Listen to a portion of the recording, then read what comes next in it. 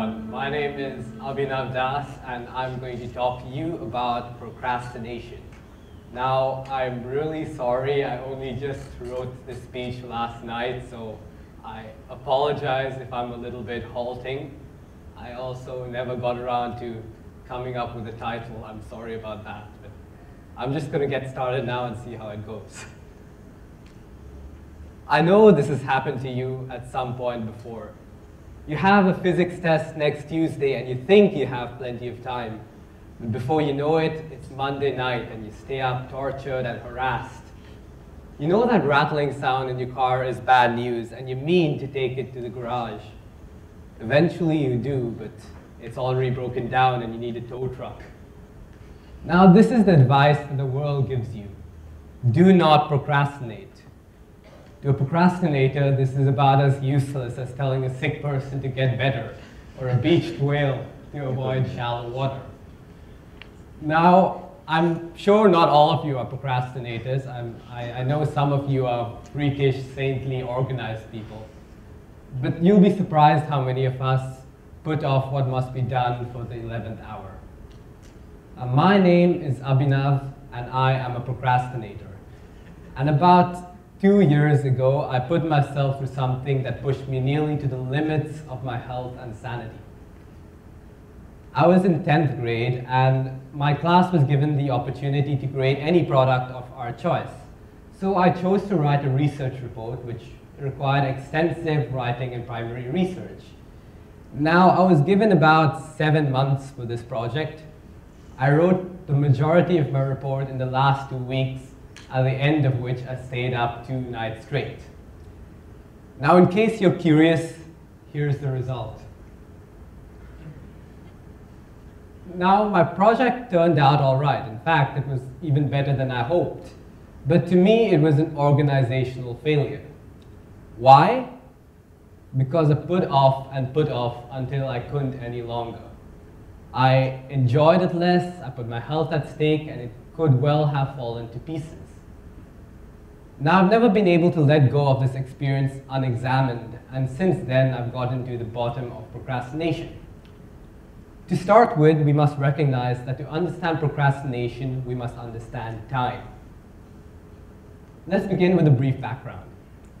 Time forms the very basis of our lives, in scheduling appointments, in routine tasks every day, month, and year, in working towards long-term goals.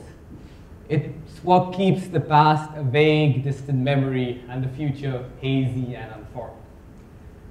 But how do we humans perceive time? To us, time may be even more elusive. It doesn't strike us as constant, predictable, and mathematical. Instead, we see it as fluid, intimate, personal. It ticks at different speeds. Sometimes it proceeds endlessly at an infuriating crawl. I really hope this isn't the case for my speech. And when you're having fun, it whizzes by like a bullet.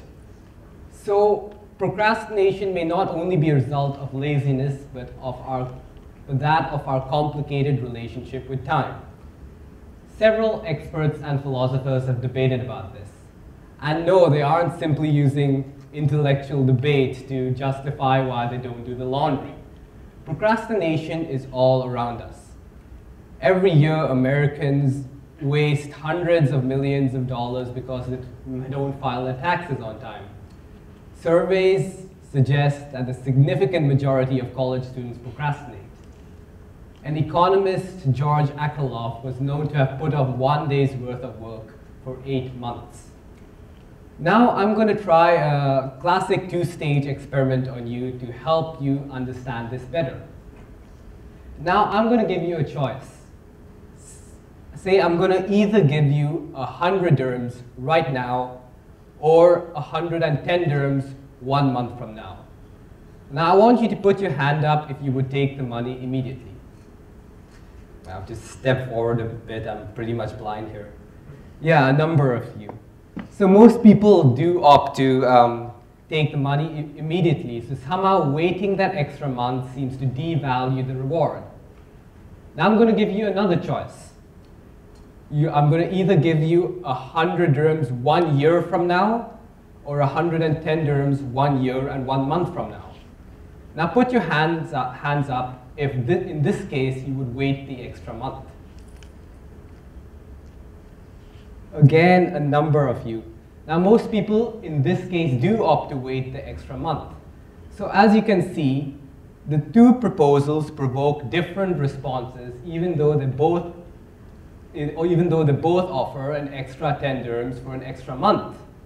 So you can see that we are likely to make rational decisions when dealing with long-term goals, but we are increasingly tempted to go against this when dealing with short-term goals. We're short-sighted and our preferences aren't consistent when dealing with different periods of time. Now, why do we do this? I'm sure you can clearly relate to the fact that long-term gain often seems distant and unimportant, where instant gratification often has much greater emotional appeal. Now, the British philosopher Derek Parfit suggested a reason for this mindset. We don't see ourselves as one consistent identity, but as a series of successive selves. Now, what does this mean? Take a boy who decides to smoke, for instance. He is aware that in the future he may be looked down upon for his actions and that his health might suffer, but he doesn't truly associate these consequences with himself. Instead, he sees his future self much like how one would see another person. The moral of the story? We view our future selves as strangers. Think about it. When you procrastinate, you feel as if you're passing on your workload to someone else. In fact, studies have shown that people who describe their future selves, their neural activity was similar to when they described, say, Brad Pitt or Natalie Portman. So what can we learn from this? Despite our best intentions, our emotions often affect our decision-making. We often value instant gratification much more than long-term gain. Our horizons are short. Even a deadline a few days away may seem distant or non-existent simply because it's past our line of sight.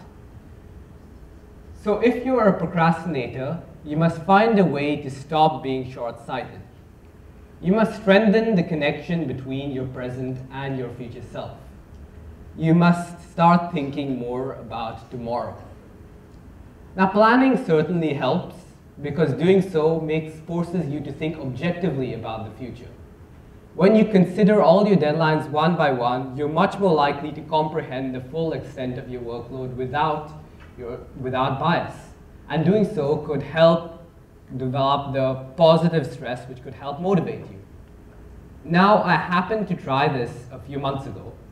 I was sitting around at home doing nothing, and I decided to list out all my deadlines and schedule enough time to complete each. Now, this is how it ended up looking like. Now, when I saw this, I completely freaked out because it meant that I had enough work to take me all day for an entire month. I was terrified, but I'm glad I did it. And you know what? You should try it too, because you might just find yourself in the same situation. I'm talking to you, IB students. A more in-your-face method has also proven even more effective. Subjects who were shown digitally aged photos of themselves were compelled to save more money in the future for retirement. So consciously thinking about your future self, whether by planning or by other methods, can help you combat procrastination. Now, here are a few more general tips. It is uncanny how the act of procrastination itself seems to sap away your strength. Tackle the most difficult task first, because even in my personal experience, the longer I wait initially, the more demotivated I feel and I end up doing a worse job. Now, changing your environment can also be very helpful because the novelty of a new environment can help motivate you. Also, surround yourself by people who motivate you, because if you lose your internal motivation, you might as well get it from those around you. Finally, if you really see your future self as another person, you can see the way you treat yourself as a reflection on your attitude towards others. If you are nice to other people, you might as well start by being nice to yourself. So this is what I hope you take home from this. Procrastination is all around us, and it's not only because we're lazy or we can't be bothered, but because we're emotional beings and we find it difficult to perceive time objectively. Now, there is no magic solution for this, but in case you weren't listening to anything I've been saying for the last 10 minutes, what I want you to remember is this: don't devalue your future self. And as for procrastination, we can worry about that later. Thank you.